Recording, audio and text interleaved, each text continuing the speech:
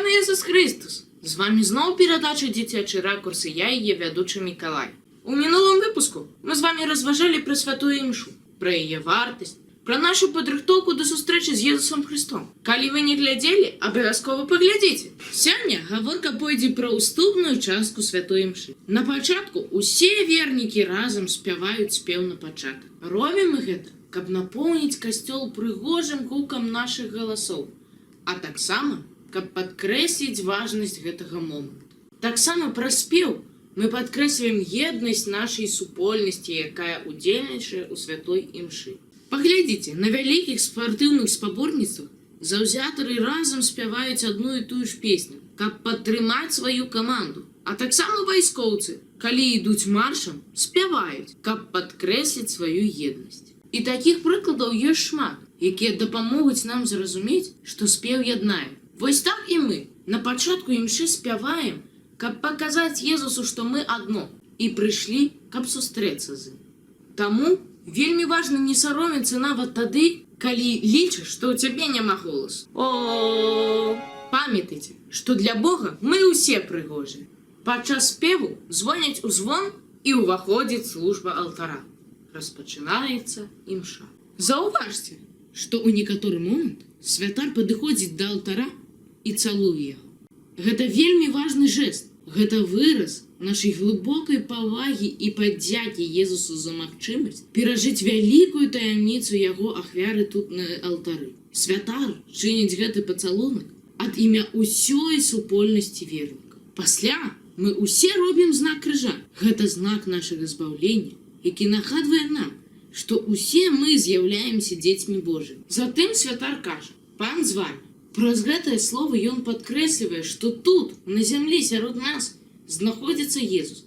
І што нам вельмі пашанцавала знаходзіцца разам з Богом. У гэты момант, шчыра кажуць, нашае сэрца павінна ад радасці выскокваць з грудзі, бо адбываецца нешта неверагоднае, а мы ўсе з'яўляемся удзельнікамі гэтага.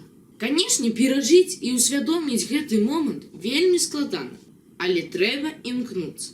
Пасля мы адказваем: «І з духам тваім», падкрэсліваючы, што святар зараз з'яўляецца альтер Христос, альбо другім Езусам, і што праз яго асобу будзе здзейснена святая ахвяра. Потым святар гаворыць, за каго мы будзем маліцца падчас святой імшы, каб усе ведалі і былі свядомыя ў гэтым. Вельмі прыемна і хвалююча, калі моляцца за цябе з нагоды твайго дня нараджэння ці якой-небудзь іншай нагоды. Прыемна разумець, што ўсе моляцца за цябе. Затым наступае яшчэ адзін важны момант – акт пакаяння, падчас якога мы ачышчаемся ад штодзённых няцяжкіх грахоў. Каб ачысціцца, мы павінны вызнаваць свае грахі шчыра, усведамляючы сваю грэшнасць і ўсемагутнасць Бога.